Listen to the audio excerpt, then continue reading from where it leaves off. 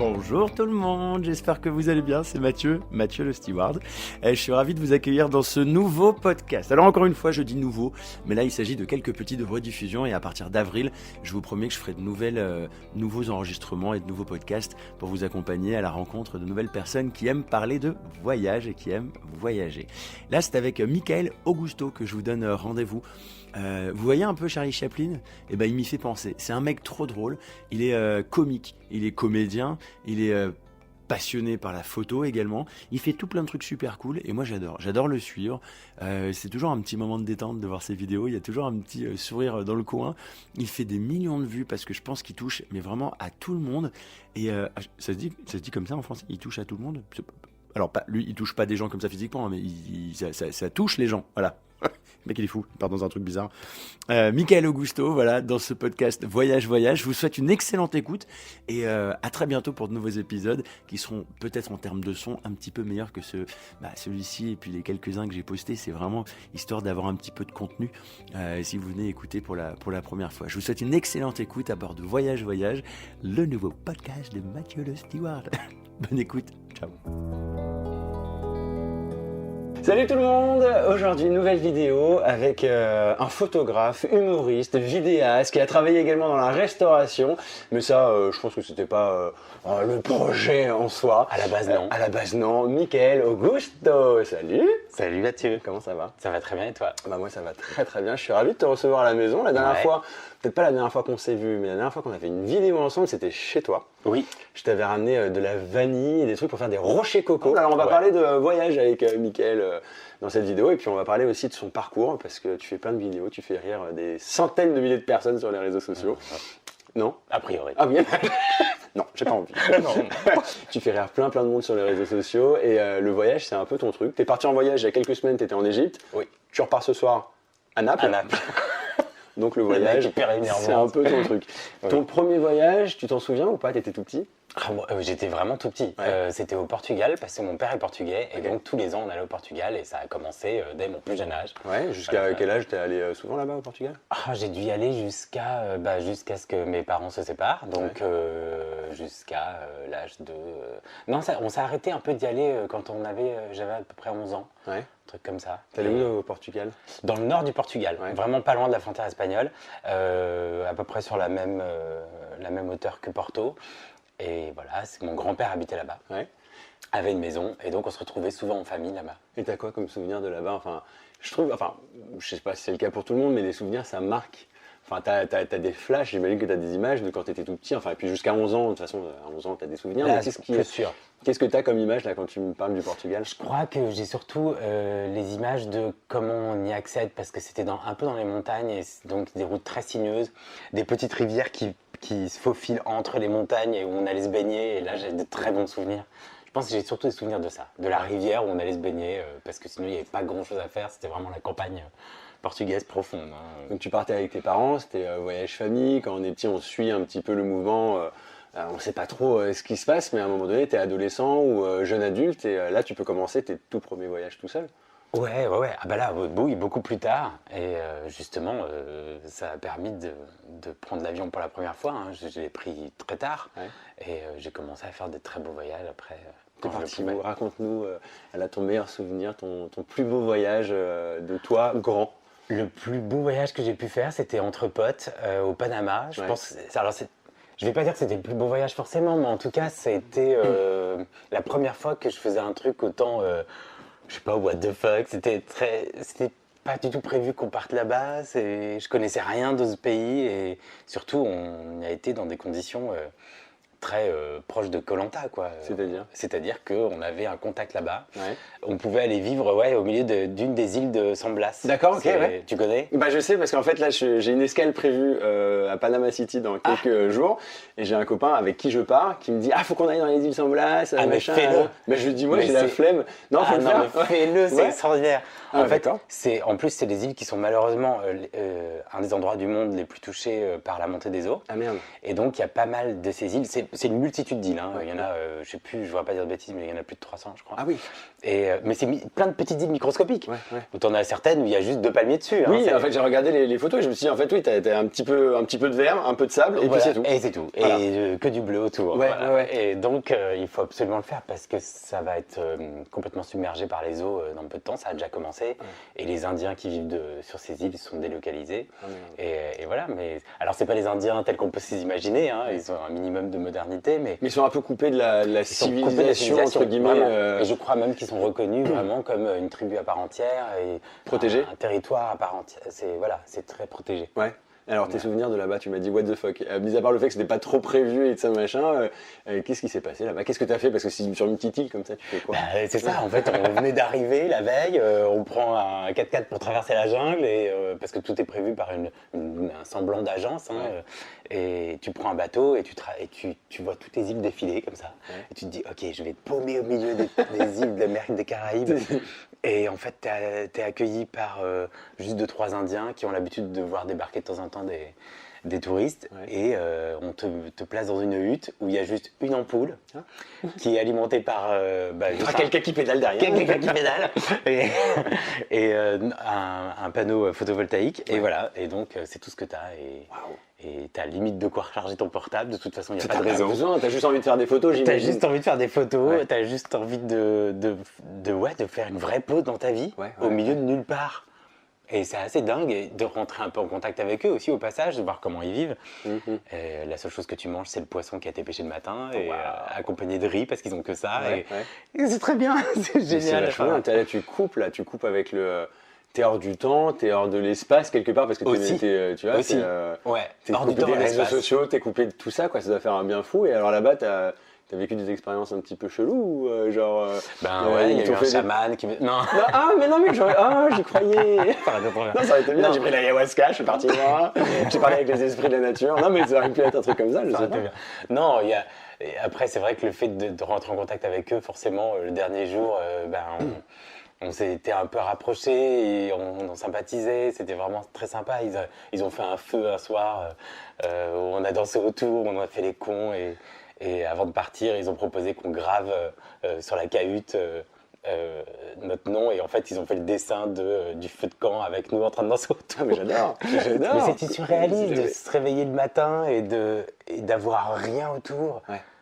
Tu te balades un peu à l'autre bout de l'île, tu tombes sur un iguane gros comme ça, tu te dis putain, qu'est-ce que je vais me faire celui-là? Tu te laves avec de l'eau qui a été filtrée au soufre, l'eau de mer, enfin, non, j'ai jamais vécu un truc pareil. Et tu m'as raconté que tu t'es fait des petites blessures là-bas aussi Ouais, alors ça, effectivement, c'était pas prévu non plus. Hein. On va se baigner et le soir, il y a le niveau de l'eau descend un peu. Ouais. Et donc, si tu fais pas gaffe, là où tu étais en train d'admirer les coraux, les poissons, les machins, en fait, le niveau descend et en fait, pour rejoindre le bord, on n'avait pas le choix que de marcher sur des endroits où il y avait des oursins, bref. Et donc, ça n'a pas loupé. À un moment donné, j'ai marché sur quelque chose qui m'est rentré dans le doigt de pied.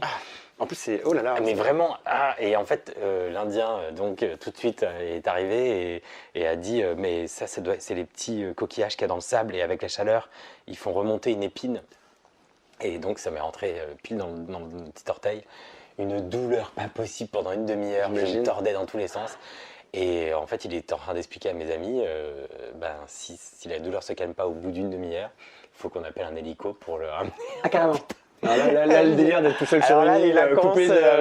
Là, les vacances, ça va moins bien se passer. Il n'y avait pas une technique genre tu mets du vinaigre, tu fais pipi dessus ou un truc comme ça? Écoute, alors pour moi, non. Mais l'hélico, direct. Ça s'est calmé au bout d'une demi-heure, heureusement. Okay. Mais vraiment, bizarrement, ça s'est après calmé, quoi. Et par contre, mon pote, lui, le lendemain, je crois, qui met sa main sur un oursin. Ouais. Donc, plein de petites épines d'oursin dans ma main. Ouais. Et il fallait réussir à les retirer. Alors là, tu as une des habitantes de l'île qui propose une aiguille pour... Est-ce que c'est assez désinfecté? Et surtout, il y a notre ami indien qui dit mais il faut uriner dessus en fait parce qu'avec l'ammoniac qu'il y a dans l'urine, ça permet de faire sortir les petits picots. Donc il a fait pipi sur ses petits picots. Et là, il dit, on voit notre ami devenir blême et dire non mais en fait je me fais pas uriner dessus Ah, c'était pas par lui-même, il fallait que ce soit quelqu'un d'autre. Il fallait que ce soit l'urine de quelqu'un d'autre. Ah, oui, d'accord. Un peu de notre gueule. Ouais, je pense qu'à la limite, tu fais. C'était très drôle parce que après il disait sinon vous êtes amis, urinez, et on dit mais non, on veut pas non plus parce qu'on est uriner. amis. On n'a pas envie de faire ça. Donc on a fait dans un gobelet et après on a. Non, vous avez fait. Et effectivement, ça permet de faire sortir. Non mais comme quoi, t'es à l'autre bout du monde comme tu dis, couper de l'espace et du temps et à un moment donné, quand il faut employer des système D pour se sauver d'une situation, tu te démerdes quoi. Enfin, t'as pas le choix et t'as toujours des solutions. Non, nos petites considérations de tu mets tout de côté. Tu mets tout de côté. Tu t'en fous, t'as juste quelqu'un d'autre. De plus avoir mal. C'est ça. Bon, si vous entendez des boum boum boum, c'est parce qu'il y a des travaux au-dessus de chez moi, donc voilà. J'espère que ça s'entend pas trop. Nous aussi on fait du bruit. Alors un tout autre. Mais oh, dis donc. Un tout autre voyage, alors là, c'était pas. Là pour le coup, t'es retourné dans la civilisation, mais une autre civilisation. T'es parti en Asie aussi, au Japon, ça a été un de tes voyages assez marquants. Ouais, alors ça c'était pas pour le travail, parce que du fait que je sois photographe, ça m'arrivait de suivre des délégations politiques, et donc il y avait la visite d'un des chefs de l'État français qui venait rendre visite au chef d'État japonais. Ouais. Et donc j'ai suivi pendant 5-6 jours, je crois, ça a duré. Et donc je faisais partie de la délégation. Et là, c'est très particulier parce que tu visites un pays en plus. Alors je travaillais, mais c'est vrai que du coup j'ai visité des trucs qui ne se visitent normalement pas. Ouais. Des coulisses, un peu, vous avez des choses cachées quoi. Ne serait-ce que déjà les résidences où on était logés, c'était des résidences où il y a, mis à part des délégations politiques étrangères, personne ne rentre là-dedans. Oui, c'est des trucs pour les diplomates, pour les politiciens. Et ça appartenait à l'empereur, je sais pas quoi, ou le prince, je sais pas quoi, enfin bref. Et voilà, et c'était dingue, les lieux étaient dingues. Et c'est vrai que c'est des privilèges, ça, d'être photographe, d'être retrouvé souvent à des endroits où normalement on se met pas. T'as rencontré des gens sur place qui étaient, j'imagine déjà dans la délégation, tout ça. Le Premier ministre, tout ça, etc. Et surtout, j'ai eu la chance, parce que la délégation, il y avait tout un tas de personnes évidemment qui accompagnaient le chef d'État qu'on a accompagné. Il y avait beaucoup de monde, mais au moment où il fallait qu'il aille serrer la main de l'empereur, qui à l'époque était encore l'ancien empereur, il n'avait pas passé la main à son fils, donc c'était vraiment le petit papy qu'on connaît, la petite mamie, c'est trop mignon. Et j'étais un des seuls à accompagner la visite de l'empereur au palais impérial. Mais c'est complètement dingue. Et ça, c'était vraiment dingue. Vraiment dingue. T'as le droit de leur parler ou t'es juste là derrière? Non, mais alors c'est tout un protocole. Puis alors en plus on est au Japon, donc tout est vraiment ultra carré, tout est prévu, tout est. Tu sais, genre si t'as pas récupéré la clé de ta chambre, attends, il y a quelqu'un qui. Par contre, désolé, mais. Là-bas c'est simple. C'est que tu traverses à la feu vert et tu traverses pas piéton rouge, c'est mort. T'as visité le Japon aussi, j'imagine. Et c'est très. Déjà, ils sont très protocolaires. C'est dans le respect des règles et tout ça. Donc j'imagine que dans ton contexte là. Et là où nous ici, il y aurait une panique parce que quelqu'un s'écarte un petit peu du protocole ou quoi, tout de suite on viendrait. Mais eux, non, c'est tout fait avec le sourire. C'est-à-dire, je suis désolé de vous déranger, mais par contre, il faut que ce soit comme ça. Tu vois, c'est très. Par contre, je vais vous faire voir. Là, vous partez. Voilà. Hop là. Oui. Vous êtes en train de faire quelque chose qui ne se fait pas du tout. On fait pas ça. Non. Mais il n'y a pas de problème. Je vois. C'est très mignon. C'est dingue. Est-ce que côté, parce que moi, je pense à Japon, je pense à la bouffe et tout ça machin, rien que d'y penser, j'ai un petit gargouille. Le voyage, c'est la nourriture aussi, c'est la bouffe. Est-ce qu'il y a des endroits où tu as mangé des trucs dingues ou que tu n'oublieras jamais? J'ai de très bons souvenirs culinaires en voyage. Et ça fait aussi partie du voyage, clairement. Genre quoi? Allez, j'ai souvenir, on va dire, j'en ai plusieurs. Mais on va dire que par exemple, j'ai goûté la meilleure entrée du monde en Slovénie, où c'était, alors en gros, c'est un peu, je crois que c'est un peu comme du foie gras. En tout cas, ça y ressemblait, dans une écuelle recouvert de miel et passé au four. Et en fait, ils te servent ça avec des tartines.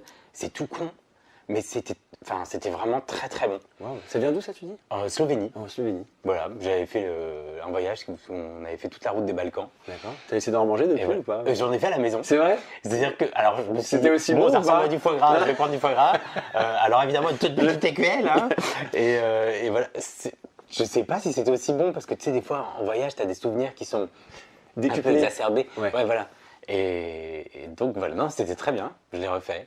Après, un autre très bon souvenir, aussi au Japon, où évidemment on avait la chance d'être invité aux meilleures tables. Là, ça devait être quelque chose. Non, mais laisse tomber, parce que j'avais la chance d'être invité à table avec eux. Ah ouais. Et donc, tu sais, j'ai des souvenirs, on était servis par des geishas, donc qui se mettent à genoux parce que tu manges vraiment sur les tatamis au sol avec les pieds en dessous de la table. Ah oui, donc Tu vois ce que je veux dire, il y a un creux, il y a une fosse en fait avec la table. Ah oui, d'accord, ouais. Et donc, enfin, le sol est là, quoi. C'est un peu comme. Ouais. Et non, génial. Où j'ai mangé, je crois, que c'était même pas du bœuf de Kobe, c'était encore au-dessus. Encore au-dessus que le bœuf de Kobe. Ouais, le cube de bœuf, tu le coupais à la fourchette. Hein, vraiment, c'était incroyable. Ah, c'est genre le morceau de bœuf Voilà. à 1000 €, quoi. Enfin, c'est Ouais, le truc que tu mangeras plus jamais dans ta vie, quoi. Hallucinant. Ouais. Après, j'ai un mauvais souvenir de ce jour-là parce que j'ai une peur terrible des araignées et il y avait une énorme araignée dans le coin de la pièce et je n'osais pas, je me suis dit le photographe peut quand même pas faire un scandale enfin, ou une crise parce que et en fait c'était trop mignon, il y a une des geishas qui allait se mettre à côté de l'araignée pendant le déjeuner pour la surveiller, tu sais qu'elle bouge pas qu'elle saute pas dans ton bœuf. Oh putain, l'angoisse, c'est horrible. Juste parce qu'elle voyait que j'avais peur, c'était trop mignon. T'as voyagé en Grèce aussi? En Grèce aussi également. Et là aussi, j'ai un très bon souvenir culinaire. Ouais. J'ai mangé, je crois, le meilleur dessert de toute ma vie. J'aime beaucoup en voyage, en fait, aller voir des conseils, des recommandations d'autres personnes. Particulièrement les gens qui font leur petit blog de leur côté. Pas les gros trucs. Tu vas pas sur Google pour dire les 10 trucs à faire. Voilà, je vais sur Google, mais j'essaie d'aller genre page 2, page 3 pour tomber sur les petits blogs vraiment de gens juste, moi j'ai fait ça, j'ai petite surprise, je suis tombé sur ce restaurant-là. Ok, j'ai suivi, j'y suis allé. Et un truc de malade. C'était quoi? C'était un magnifique restaurant dans un ancien atelier de céramique. Il n'y avait plus de plafond, mais le plafond avait été remplacé par un bougainvillier qui avait pris toute la place. Et donc, il faisait un plafond végétal. Tout était conservé, les vieilles briques. Déjà, le contexte était magique. Le contexte était génial. Avec une petite lumière tamisée, des bougies partout. C'était pas en plus un restaurant extrêmement cher. Hein. C'était juste...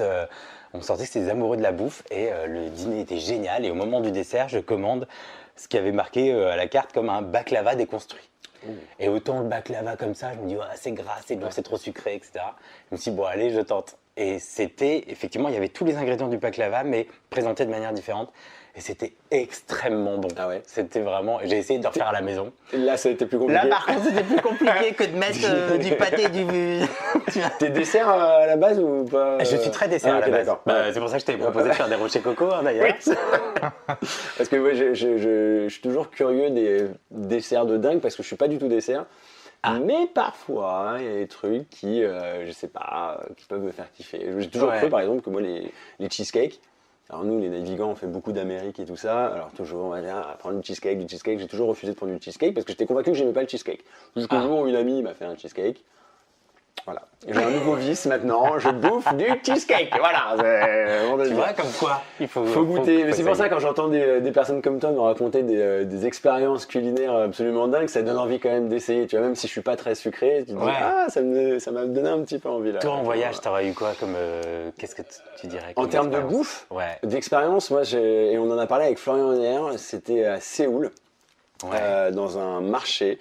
Avec tout plein de trucs, enfin supermarché, il faut visualiser genre de la bouffe de partout, des choses dans tous les sens, mais c'est vraiment immense. Un marché qui est ouvert tous les jours. Hein. Et en fait, tout le long au milieu, tu as plein de tablés et tu as plein de petits restos, enfin comme des snacks, enfin je sais pas trop comment expliquer ça. Je vois très bien le street food. Exactement. Et en fait, tu choisis un petit peu ce que tu veux. Et alors moi, je ne l'ai pas goûté, Florian Honner l'a goûté.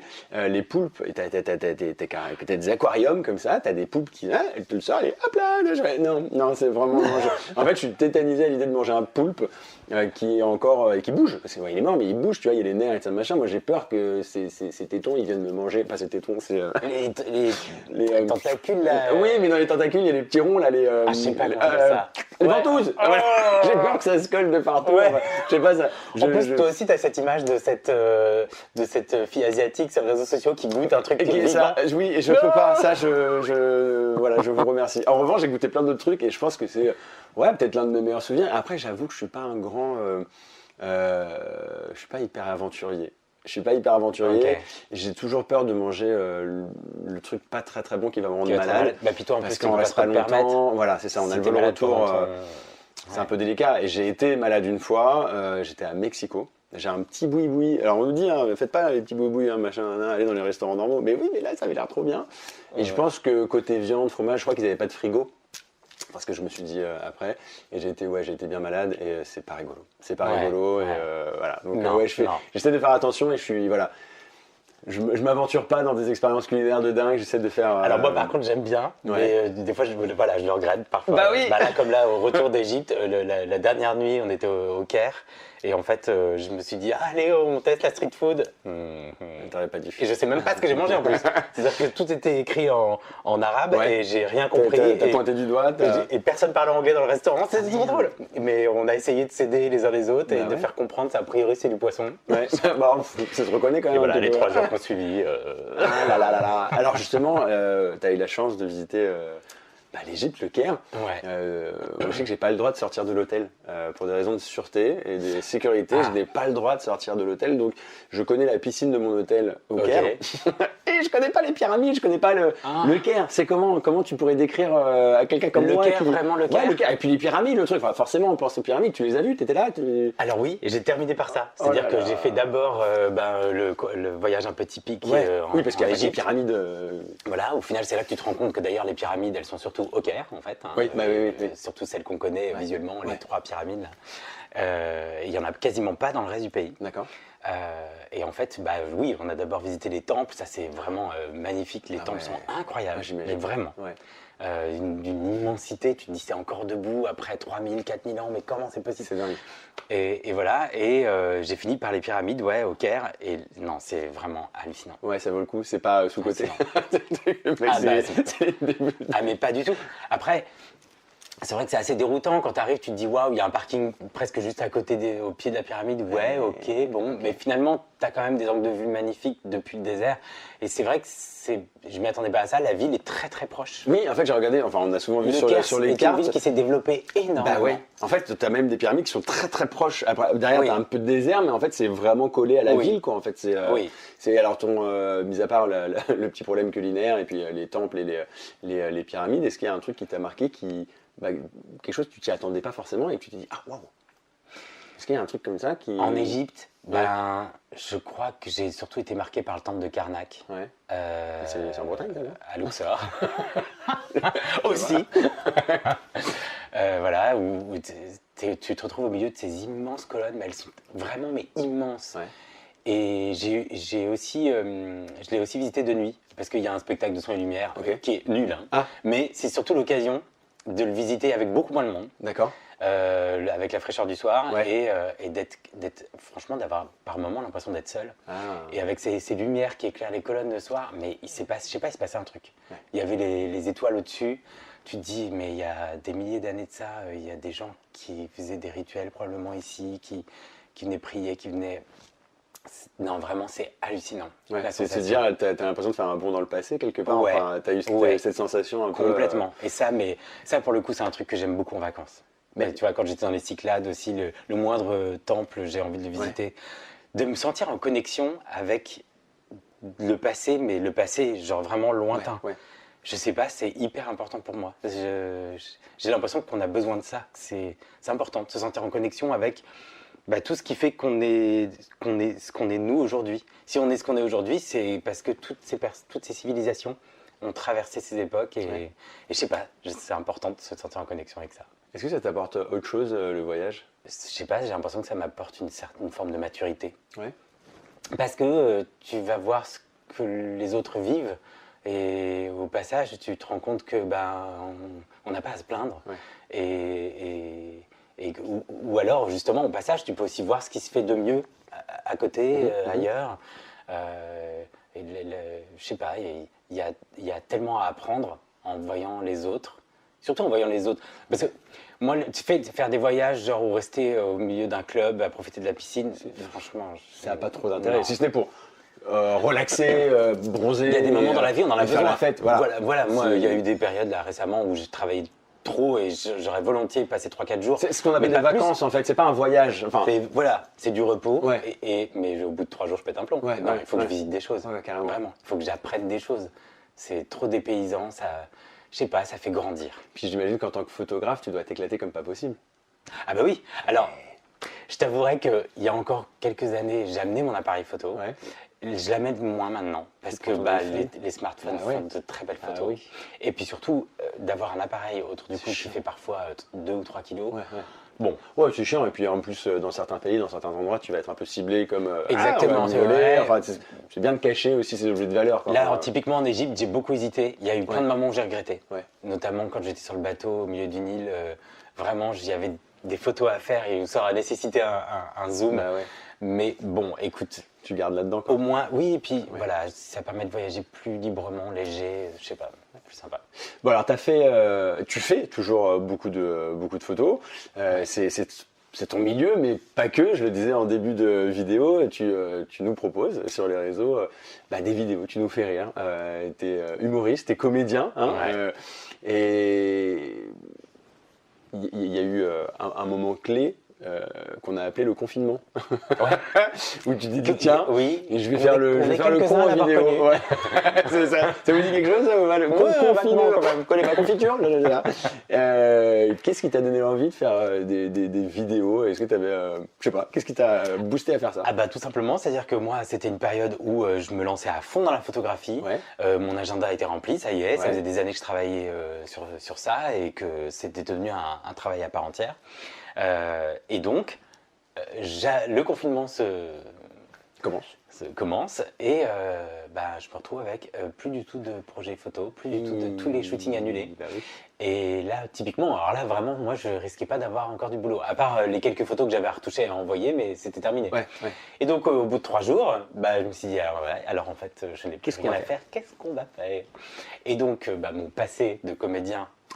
T'avais déjà ce passé-là? J'avais ce passé-là, c'est-à-dire que moi, même sur Facebook et le peu de réseaux sociaux que j'utilisais, j'avais tous mes potes comédiens et donc c'est vrai que ça faisait des années que je boudais les castings parce que t'en passes un, mais il y en a plein d'autres qui le passent avec toi et t'es pris une fois sur 50. Enfin bref, au bout d'un moment, j'ai plus la patience. Tu avais quand même fait des tournages dans les années 2010, 2015, tu avais quand même j'ai eu des belles périodes. Notamment aussi au théâtre. Voilà, il y a eu des années où j'ai enchaîné les projets de théâtre, j'ai adoré ça. Mais voilà, arriver à 30 ans, pas avoir un euro de côté, parce que c'est vrai que c'est très difficile. Moi, je suis admiratif de tous mes amis qui ont le courage de continuer. C'est difficile. En plus, le milieu des castings et tout ça, c'est quand même un milieu un petit peu de connard, hein, faut pas se le cacher. C'est pas forcément des connards, mais je veux dire, c'est un milieu chiant, c'est à chier, quoi. Enfin, c'est compliqué.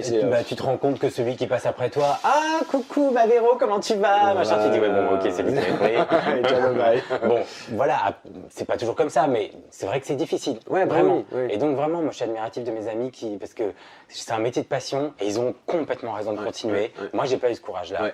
Et voilà, donc il se trouve que ce 3e jour de confinement, je me dis, puisque j'ai rien à faire, j'ai tous les potes sur les réseaux qui arrêtaient pas de dire, profitons-en pour divertir les gens sur les réseaux, avec des vidéos, des photos, du contenu, enfin bref.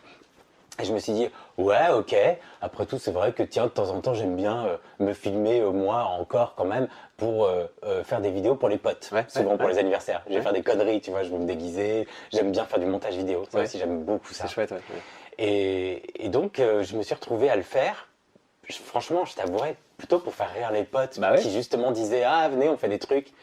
Donc, je l'ai posté sur Facebook, je crois que je l'ai posté sur Instagram.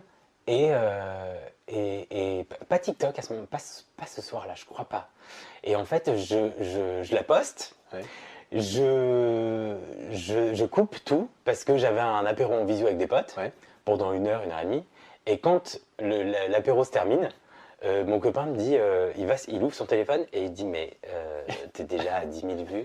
Il y a un truc qui se passe. 10 000 vues, c'est pas possible, il y a un bug en 1 heure. Et en fait, tout le monde était en train de commencer à te la repartager. Mais c'est énorme. Et ça m'a complètement échappé. Et le lendemain, je sais plus à combien de vues j'étais, et je me suis dit, bon allez, je la poste sur TikTok parce que je connaissais rien à TikTok, je l'avais installé 1 mois plus tôt, j'avais pas compris le principe.